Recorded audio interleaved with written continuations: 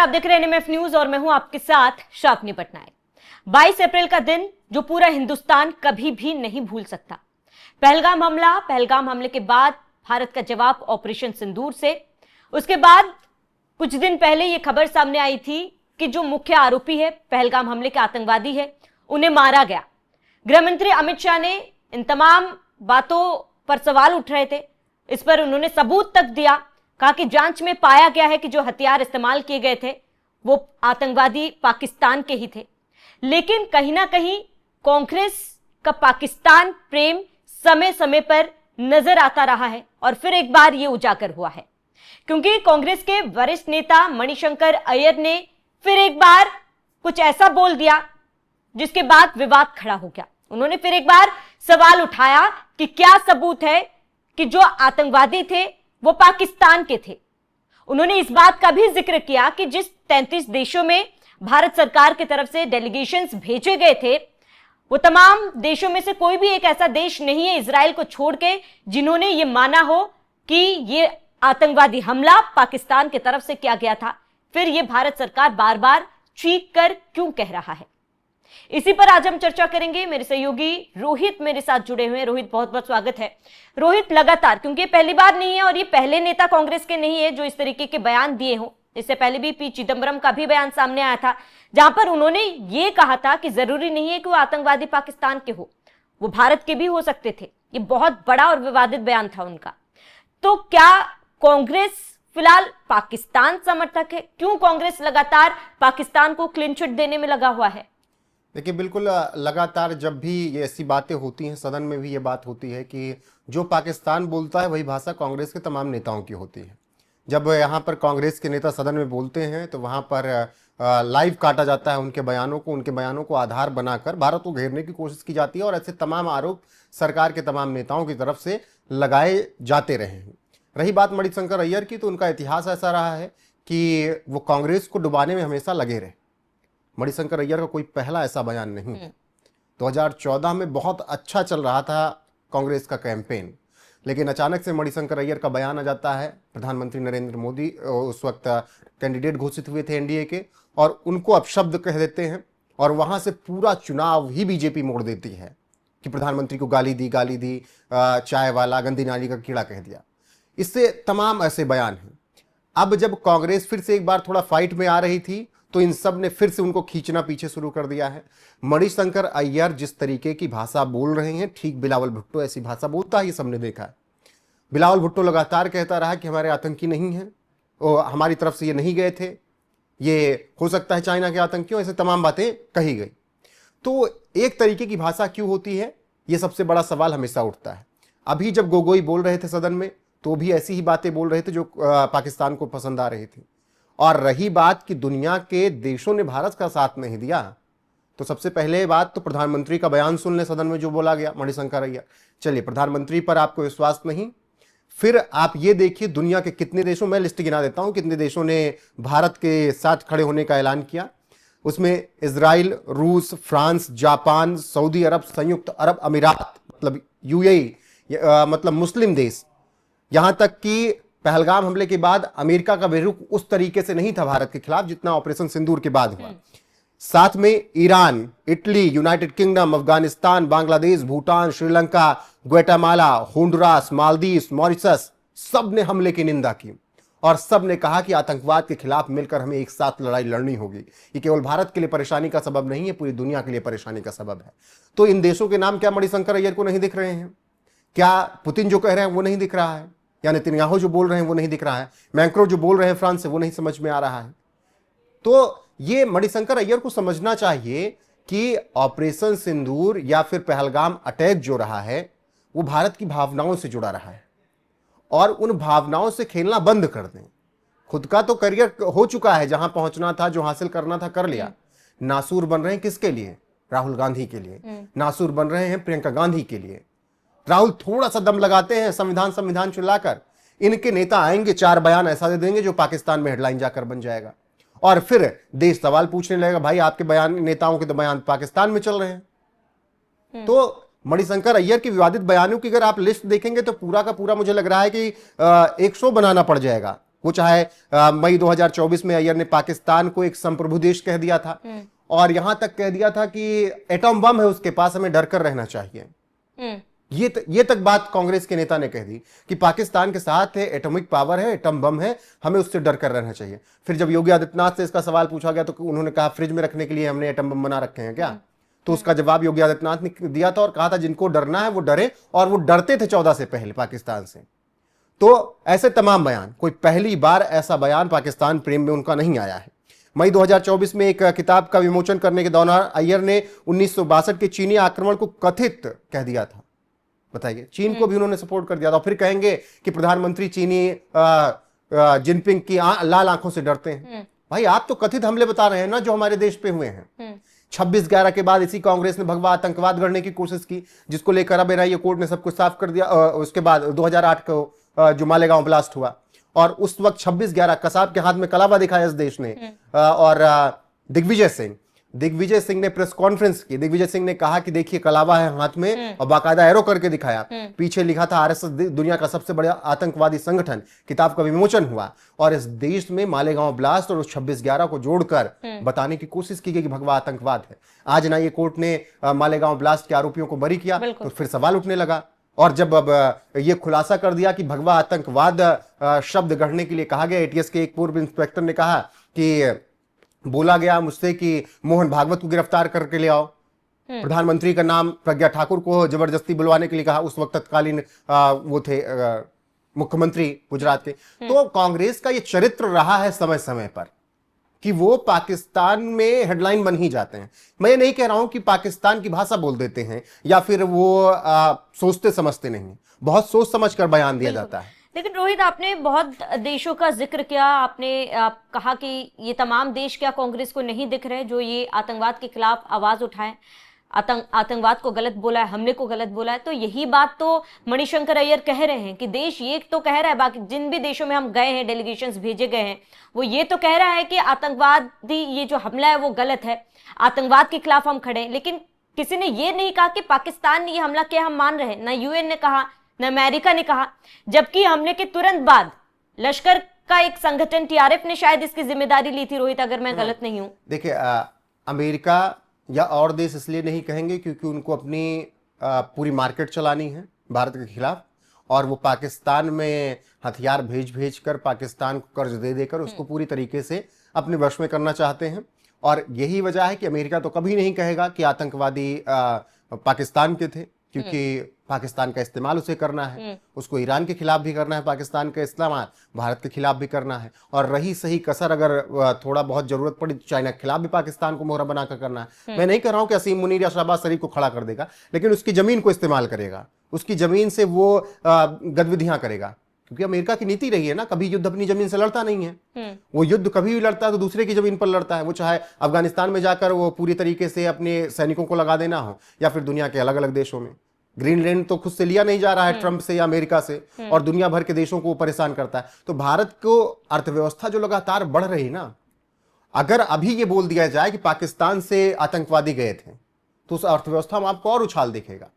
क्योंकि भारत ने ऑपरेशन सिंदूर के दौरान जो हमले किए अपनी मिसाइलों से, जो अपने फाइटर जेट से किए, उसकी बढ़ोतरी और बढ़ जाएगी। और ऐसे में अमेरिका नहीं चाहेगा कि भारत का जो हथियार का मार्केट है वो मुझसे बड़ा हो जाए। और यही सब चिढ़ है, इसीलिए ये देश जो हथियार बेचने वाले हैं उसमें कोई भी, भारत के दोस्त देश भी जो हैं वो भी खुलकर आपको ऐसे नहीं बोलेंगे। भारत का समर्थन भले कर देंगे लेकिन वो भी खुलकर नहीं बोलेंगे, क्योंकि मार्केट की बात है। अगर भारत का समर्थन सबने कर दिया और ये कह दिया कि आतंकवादियों को भारत ने बहुत सही तरीके से मारा, पाकिस्तान के आतंकवादी थे, तब भारत की मार्केट जो अभी आपने देखी ऑपरेशन सिंदूर के बाद बढ़ी, दुनिया के तमाम देश हथियार लेने आए, वो दुनिया के तमाम देशों से आगे निकल जाएगी। अर्थव्यवस्था में जो हम 4 नंबर पर हैं, बहुत बड़ी बात नहीं होगी कि 5-10 साल में हम तीसरे पर पहुंच जाएं, तो कोई देश अपना घाटा क्यों चाहेगा। तो ये सबसे बड़ा कारण होता है कि कोई देश सपोर्ट नहीं करता। और दूसरी बार मणिशंकर अय्यर कह रहे हैं कि हम जिन 33 देशों में गए वहां उन्होंने सपोर्ट नहीं किया। अब देश मणिशंकर अय्यर की बात मानेगा या शशि थरूर की बात मानेगा या सलमान खुर्शीद की बात मानेगा? आप ही के तो नेता है ना। अब आप भले न माने कि शशि थरूर आपके हैं, सलमान खुर्शीद को तो भाई साहब आप मान रहे हैं कि आपके हैं। सलमान खुर्शीद ने तो कहा ना कि दुनिया के देश हमारे साथ खड़े रहे। एक देश मुझे याद नहीं आ रहा है कि शशि थरूर वहां पर गए, मीटिंग हुई सुबह में, उस देश ने निंदा नहीं की पहलगाम हमले की। और पहलगाम हमले की निंदा नहीं की, ऑपरेशन सिंदूर को लेकर भी कुछ नहीं कहा, और शायद भारत के विपरीत जाकर जवाब दे दिया, बयान दे दिया। शाम होते होते उस देश ने अपने बयान को पलटा है। उस देश ने कहा कि पहलगाम हमला निंदनीय था, आतंकवादी गतिविधियां हुई और भारत ने अपनी संप्रभुता, एकता, अखंडता के लिए ऑपरेशन सिंदूर को अंजाम दिया, जो उसका हक था।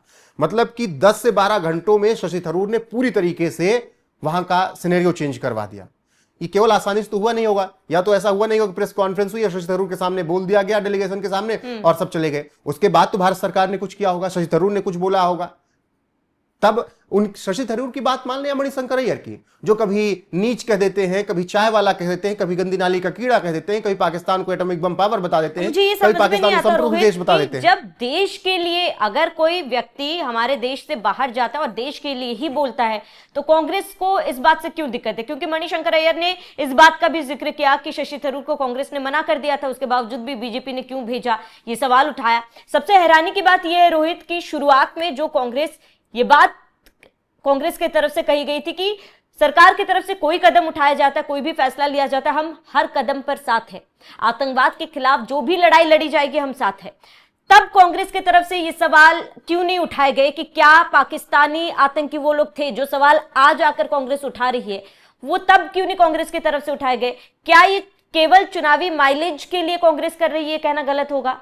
तो सबसे पहले तो ये देश सेंटिमेंट से चलता है। शुरुआत में उसको चीजें लगती हैं कि भाई ऐसा नहीं होना चाहिए। जैसे जब ऑपरेशन सिंदूर हुआ, पहलगाम हुआ, तो उस वक्त पाकिस्तान को खूब विरोध हुआ, लेकिन वक्त के साथ चीजें स्थिर होती गई। अब आप क्रिकेट भी खेलने के लिए तैयार हो रहे हो एशिया कप में, हालांकि BWCL में आपने कैंसिल किया। तो उस वक्त कांग्रेस ने इस माहौल को समझा कि अभी सेंटिमेंट्स बहुत हाई हैं देश के, अभी अगर कुछ इधर का उधर बयान हो गया ना तो बवाल हो जाएगा। अभी फिर कांग्रेस को फिर समेटते नहीं बनेगा वो रायता, वो फिर कोई आ जाए। तो उस वक्त पूरी तरीके से कांग्रेस ने ये कहा कि हम सरकार के समर्थन में हैं, और उन्हें यह भी उम्मीद थी कि शायद इस तरीके से तो जवाब नहीं दिया जाएगा, हो सकता है कि एक स्ट्राइक कर दी जाए। 4 दिन का युद्ध उन्हें भी नहीं उम्मीद थी कि इस तरीके से होगा। तो ऑपरेशन सिंदूर में जिस तरीके से तबाही मचाई, और फिर कांग्रेस को लगा ये तो माइलेज बीजेपी ले जा रही है, तो अब माइलेज बीजेपी ले जा रही है, तो अपने समर्थकों को खुश करने के लिए फिर कांग्रेस के तमाम ऐसे नेता निकलकर सामने आ रहे हैं जो इस तरीके के बयान दे रहे हैं, चाहे वो P चिदंबरम हो या फिर अय्यर साहब हो या फिर कोई और हो। और यही लोग रहे हैं जिन्हें दाऊद में साहब दिखता रहा, जिन्हें जी दिखता रहा हाफिज में, और खुले तौर पर बोला है हाफिज जी, दाऊद साहब। इसी देश ने सुना है, इन्हीं कांग्रेसियों के मुंह से सुना है। तो अब जब कांग्रेस को लग रहा था कि बीजेपी माइलेज ले जाएगी इस पूरी चीज का, तब फिर उन्होंने वही बोलना शुरू किया जो वो इससे पहले एयर स्ट्राइक पर बोल रहे थे, जो इससे पहले वो सर्जिकल स्ट्राइक पर बोल रहे थे कि सबूत कहां मारे गए 300 आतंकवादी, हमें ये दिखा दो। क्योंकि उस वक्त तो मान लिया गया, इस देश में लोगों ने ट्वीट किया कि वहां तो कौवा मारा गया, क्योंकि पाकिस्तान ने कहा कौवे मारे गए यहां पर, यहां तो कोई मारा नहीं गया। इस देश में लोगों ने कहा कि कौवे मार के चले आए, आपने आतंकवादियों को नहीं मारा। सेना जब कह रही है कि हमने मारा 300 आतंकवादियों को, आज जब सेना कह रही है कि हमने मुरीदके में घुसकर मारा है, हमने पाकिस्तान के 11 एयरबेस उड़ाए हैं, तो आपको इस बात से खुशी होनी चाहिए कि पाकिस्तान का कितना नुकसान हुआ, या आपको यह सवाल लगातार करना चाहिए कि भैया पहले हमको बता दो कि हमारा चोट कहां लगी है। भाई युद्ध था, अगर भारत का राफेल या कुछ भी विमान थोड़ा बहुत क्षतिग्रस्त हुआ भी होगा तो युद्ध में होता है। बिल्कुल। अब सुबह शाम दोपहर हर एक बात, भाई बता दो हमें कितनी क्षति हुई। किसी ने एक बार ये भी पूछा, जिन्होंने ये पूछा कि कितने राफेल गिरे या कितना हमारा नुकसान हुआ, किसी ने ये पूछा कि कितना पाकिस्तान में नुकसान हुआ, किसी ने ये पूछा कि भारत ने कैसे कैसे पाकिस्तान को मारा। वो लगातार पहले दिन से ये पूछ रहे हैं। तो ये जो माइलेज की आप बात कर रहे हैं, तो वही है कि शुरुआत में तो सेंटिमेंट समझ में आ रहा था कांग्रेस को, लेकिन अब उन्हें ये समझ में आया कि सेंटिमेंट जुड़ रहा है बीजेपी की तरफ, तो हम माइलेज कैसे लें? तो माइलेज ऐसे ही लिया जाएगा, कभी नीच कह के, कभी कुत्ता कह के, कभी गाली दे के, कभी कीड़ा कह के, और कभी पाकिस्तान को एटॉमिक पावर संप्रभु बता के, और कभी हाफिज को जी और साहब कह के दाऊद को, और कभी कि पाकिस्तान के आतंकी थे ही नहीं। बिल्कुल रोहित, कहीं ना कहीं इस तरीके के बयान अगर कांग्रेस की तरफ से आ रहे हैं तो कांग्रेस यहाँ पे देश की सेनाओं का अपमान कर रही है। एक आखिरी सवाल कि जिस तरीके से बयान P चिदंबरम ने दिया, मणिशंकर अय्यर ने दिया, क्या यहाँ पर वाकई में कांग्रेस के आलाकमान को कोई कार्रवाई नहीं करनी चाहिए, कोई कदम नहीं उठाना चाहिए अपने नेताओं के खिलाफ? कांग्रेस आलाकमान ने वही भाषा बोल रहा है, अब क्या करेंगे? राहुल गांधी बोल रहे हैं ना, राहुल गांधी लगातार सवाल ऐसे ही उठा रहे हैं ना। हालांकि उनका तरीका थोड़ा अलग तरीके से, क्योंकि नेता प्रतिपक्ष हैं, थोड़ी जिम्मेदारी तो अपनी समझते ही हैं। लेकिन इन जो नेताओं से हैं, जो वरिष्ठ, खासकर वरिष्ठ नेता हैं, ये राहुल गांधी के लिए परेशानी खड़ी कर रहे हैं। ये राहुल गांधी को फिर वहीं धकेल रहे हैं जहां पर कांग्रेस आज के 10 साल पहले थी, 2014 और 2019 में। ये राहुल गांधी के लिए परेशानी का समय है। और कांग्रेस आलाकमान क्या एक्शन लेगी? जहां पर शशि थरूर जैसे व्यक्ति को आप लाइमलाइट इसलिए नहीं देना चाहते हैं क्योंकि वो देश के बारे में, सरकार के बारे में 4 अच्छी शब्द बोल देंगे। उस शशि थरूर के जो सबसे बेहतरीन आपकी तरफ से काउंटर भी कर सकता है सरकार के बयानों को, आप उस शशि थरूर को एक वक्त नहीं दे रहे हैं सदन में बोलने के लिए। मणिपुर पर चर्चा होती है तो शशि थरूर ही चर्चा करते हैं और राहुल गांधी सदन से निकलकर चले जाते हैं। बस केवल इसलिए शशि थरूर को आप लाइमलाइट नहीं देते क्योंकि वो थोड़ा सरकार का पक्ष रख देते हैं।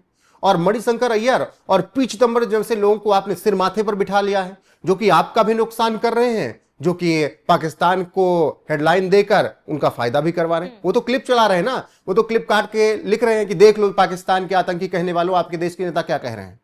वो तो क्लिप चला रहे हैं ना, आपके नेता क्या बोल रहे हैं कि पाकिस्तान के आतंकी नहीं थे। किसी ने भी पाकिस्तान के, मैं ये कह रहा हूं, ख्वाजा आसिफ, शहबाज शरीफ, शाहिद अफरीदी, असीम मुनीर या XYZ बिलावल भुट्टो, किसी ने भी ये कहा कि क्या कहते हैं, भारत ने हम पर कार्रवाई कर दी, भारत ने हमें तबाह कर दिया?